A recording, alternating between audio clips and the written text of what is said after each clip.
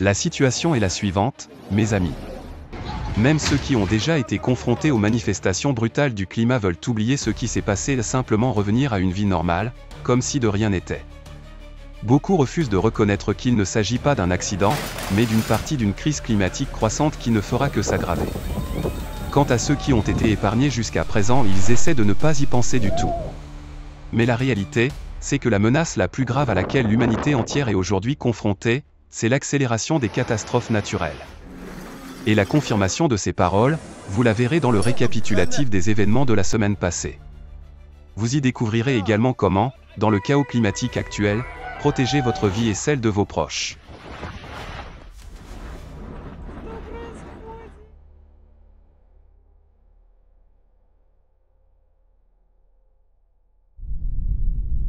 Chine. Le 24 juin, dans le district de Sandu, dans la province du Guizhou, un puissant glissement de terrain provoqué par plusieurs jours de forte pluie a détruit une partie du pont traversant la rivière Ouzi sur l'autoroute express G76. L'incident s'est produit tôt le matin. Au moment de l'effondrement, un camion circulait sur le pont. Le conducteur a réussi à réagir et à freiner, mais la cabine du véhicule s'est retrouvée suspendue au-dessus du vide. Il était incapable de sortir seul. Des témoins se trouvaient sur place, mais il était impossible d'appeler les secours car il n'y avait pas de réseau dans la zone de l'effondrement. De plus, la chaussée commençait à se fissurer, rendant l'approche du camion extrêmement dangereuse. Des habitants ont pu contacter les secouristes, qui sont arrivés un peu plus d'une heure plus tard. À l'aide de cordes et d'échelles, ils ont réussi à extraire le conducteur de la cabine.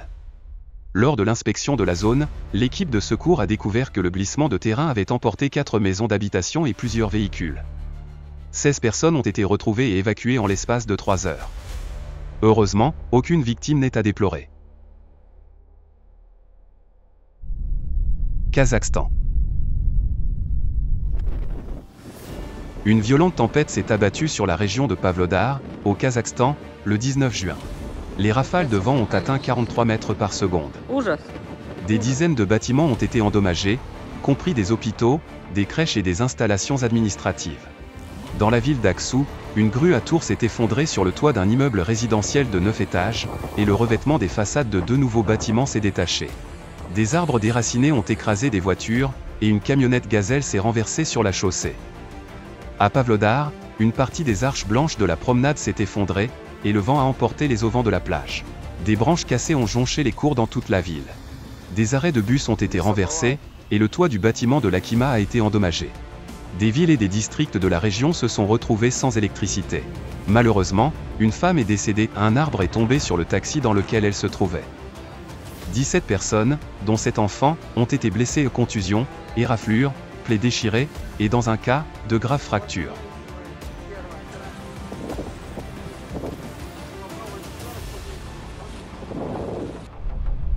Mexique. Le 19 juin, l'ouragan tropical Eric a frappé la côte pacifique du Mexique. La veille, il s'était rapidement intensifié, passant en seulement 24 heures d'une tempête à un ouragan dévastateur de catégorie 4. Juste avant de toucher terre, il s'est affaibli en catégorie 3, ce qui a atténué les conséquences. À ce moment-là, la vitesse des vents au centre de l'ouragan atteignait 205 km/h. Dans l'état d'Oaxaca, des pluies torrentielles et des vents violents ont provoqué des inondations, des glissements de terrain et des destructions d'infrastructures. Des routes, des écoles, des hôpitaux et des habitations ont été endommagées. Dans la municipalité de San Pedro Pochutla, une personne a perdu la vie.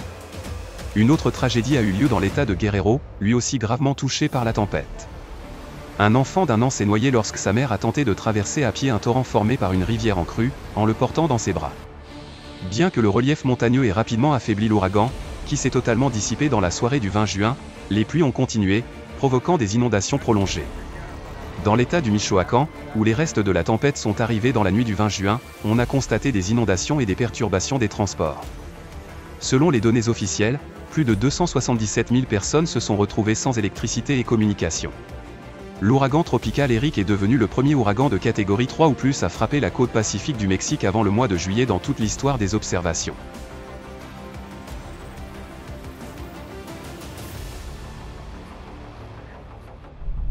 Népal. De fortes pluies de mousson ont provoqué de nombreux glissements de terrain et inondations au Népal. Les transports ont été perturbés dans tout le pays, des routes principales ont été bloquées, les routes locales inondées et endommagées. Les crues soudaines ont mis en danger la vie des habitants. Des opérations de secours ont été déployées dans les zones sinistrées. Le 18 juin, dans le district de Kailali, un groupe de touristes indiens se reposait sur les rives d'une rivière, lorsque le niveau de l'eau a soudainement monté, inondant complètement les environs. Ils se sont retrouvés piégés sur un petit îlot, coupé du rivage. Les secouristes les ont évacués à l'aide de cordes. Le 19 juin, dans la province de Gandaki Pradesh, un autobus transportant des passagers a été emporté par un courant soudain alors qu'il circulait sur une route de déviation temporaire à gué. Les 38 passagers, dont 3 nourrissons, ont tous survécu, mais ont dû être secourus à l'aide d'une pelleteuse. Le bus a été emporté à environ 1 km en aval. Il n'a pas pu être récupéré à cause des pluies continues.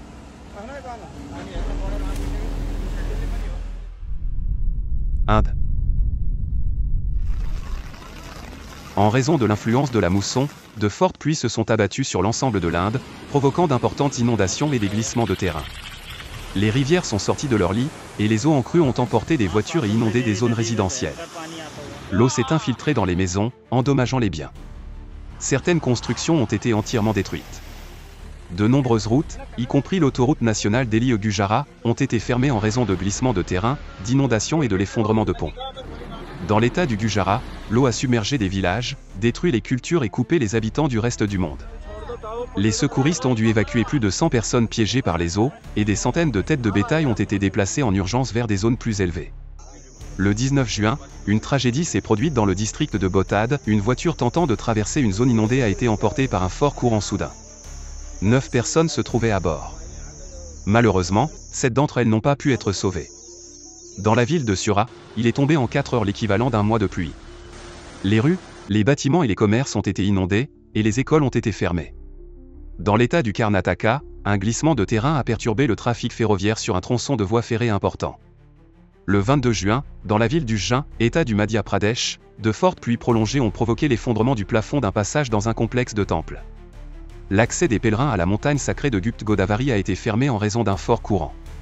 Et sur les rives de la rivière Godavari, plusieurs temples ont été submergés. La catastrophe a coûté la vie à au moins 24 personnes, et 5 sont portées disparues.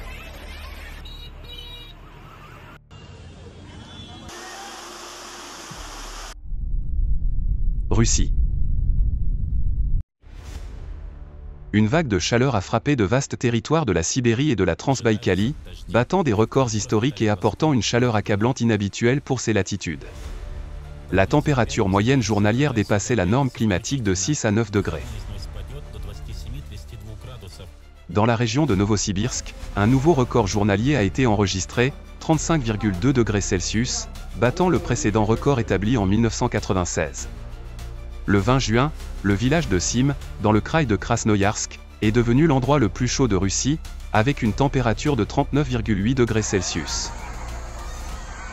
La veille, dans la capitale régionale, la température avait atteint 35,3 degrés Celsius, dépassant un record vieux de 45 ans. Pour éviter la déformation de l'asphalte, chauffer jusqu'à 50 degrés Celsius, et prévenir les accidents, les rues de Krasnoïarsk ont été arrosées par des camions-citernes. Dans la ville de Kyzyl, en République de Touva, la station météo a enregistré 38,6 degrés Celsius, soit presque 12 degrés au-dessus de la moyenne maximale de juin. À Irkoutsk, un record de température qui tenait depuis 129 ans a été battu. 11 personnes y ont sollicité une aide médicale pour des coups de chaleur. Pendant ce temps, la Russie centrale connaissait un froid inhabituel pour la saison. Dans la nuit du 22 juin, la température est tombée à 0 degrés Celsius dans la région de Kostroma, et à seulement 2 degrés Celsius dans la région de Moscou. Dans les régions de Karélie, d'Arkhangelsk et dans la République des Komi, des gelées ont été enregistrées. Et dans la région de Mourmansk, il a même neigé.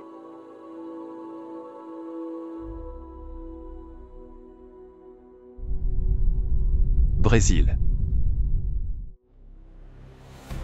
L'état de Rio Grande do Sul, dans le sud du Brésil, a été frappé par de vastes inondations causées par de fortes pluies tombées sur la région depuis le 17 juin. 127 municipalités ont été touchées par la catastrophe. Près de 8000 personnes se sont retrouvées sans abri.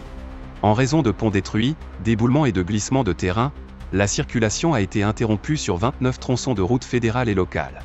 Le niveau de la rivière Jacqui a soudainement monté de 10 mètres, inondant le célèbre pont Fandango, symbole historique de la ville de Cachoeira do Sul et élément important du réseau de transport de tout l'État.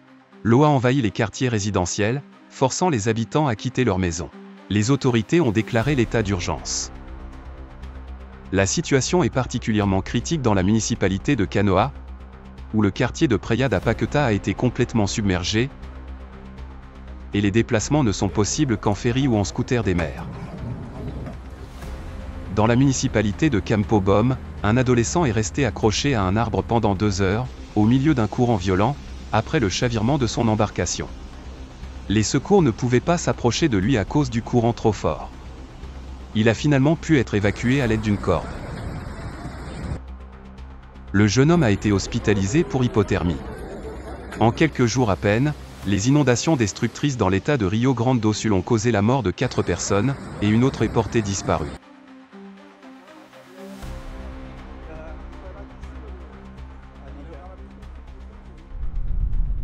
États-Unis. Une longue et puissante ligne d'orage accompagnée de rafales de vent destructrices 1 de réchaud a traversé le nord des Grandes Plaines dans la nuit du 20 au 21 juin. Dans l'état du Dakota du Nord, une tornade meurtrière de catégorie EF3 a frappé la ville d'Enderlin, détruisant des habitations et faisant 3 victimes. 2 autres tornades violentes ont balayé les zones rurales autour de Valley City. Près de la localité de Luverne, une rafale de vent de 179 km/h a été enregistrée. Dans l'état du Minnesota, des vents violents se sont abattus sur la ville de Bemidji et le comté de Beltrami. Des milliers d'arbres ont été arrachés, bloquant les routes, endommageant des toitures et des véhicules. Une inondation soudaine s'est produite, accompagnée de fuites de gaz et de coupures de lignes électriques. Le 22 juin, un système orageux a frappé l'État de New York. Tôt le matin, une tornade de catégorie EF1 a traversé le comté d'Oneida, détruisant des bâtiments dans le village de Clark Mills et la ville de Kirkland.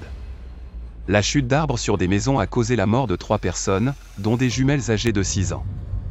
Il est remarquable que l'État ne compte en moyenne qu'une seule tornade en juin, mais cette année, en moins d'un mois, il y en a déjà eu 3. La tempête a apporté des pluies torrentielles dans la partie centrale de l'État. Dans le comté de Chautauqua, jusqu'à 127 mm de précipitations sont tombées en quelques heures, provoquant une inondation soudaine. Le 23 juin, une vague de chaleur a envahi la moitié du pays, établissant de nouveaux records centenaires de température. Plus de 190 millions de personnes ont ressenti une chaleur étouffante avec des températures supérieures à 32 degrés Celsius et une forte humidité. Dans des villes comme Chicago, Cleveland et Raleigh, la température a dépassé 38 degrés. Même les nuits n'apportaient aucun soulagement. La chaleur était si intense qu'au Missouri, les routes ont commencé à se déformer. En raison des conditions extrêmes, la vitesse des trains sur la ligne Washington-Boston a été limitée, et dans un train, les passagers ont même été évacués après une heure d'arrêt sans climatisation. À Central Park, New York, on a enregistré le matin le plus chaud jamais mesuré, et le maximum journalier a égalé un record vieux de 137 ans.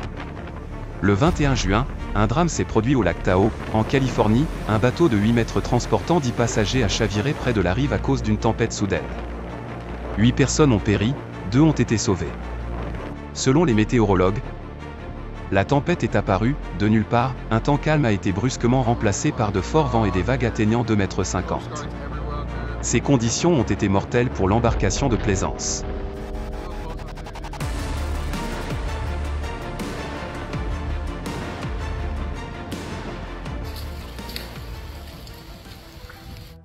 Les scénarios familiers ne fonctionnent plus, une pluie ordinaire provoque désormais des inondations, et le calme plat est soudain remplacé par un ouragan dévastateur. Les gens sont désemparés, ne sachant pas comment réagir, car ils s'appuient sur une expérience passée qui n'est plus applicable aujourd'hui. Lorsqu'une personne ne comprend pas comment agir, la peur le paralyse. Pour ne pas être impuissant au moment critique, il est essentiel d'acquérir à l'avance les connaissances nécessaires à savoir comment se comporter en situation d'urgence. Si une catastrophe survient et qu'aucun plan d'action n'a été préparé, il ne restera en vous que la panique. Parfois, un seul scénario réfléchi peut déjà représenter une chance de survie. Quand nous sommes préparés, quand nous savons quoi faire, nous passons à l'action. Et dans ce cas, la peur devient notre allié, elle fournit à notre corps de l'adrénaline, nous permet de bouger rapidement et nous rend plus endurants. Il est important de comprendre que le salut de votre vie est votre propre responsabilité. Et dès que cette prise de conscience s'installe, naît le désir de comprendre ce qui se passe avec le climat sur notre planète. C'est pourquoi il vaut mieux consacrer un peu de temps à apprendre comment évacuer correctement et préparer un sac d'urgence. Dans un contexte de chaos, les gens s'orientent instinctivement en observant le comportement des autres. Ainsi, vos actions réfléchies peuvent devenir un exemple pour ceux qui vous entourent. Prenez soin de vous et de vos proches. Même s'ils minimisent la situation, en parlez-leur. Montrez-leur à quel point les catastrophes naturelles s'intensifient aujourd'hui. De cette manière, vous pourrez aider à la fois vous-même et eux. C'est vraiment important. Car la vie est la chose la plus précieuse que nous ayons.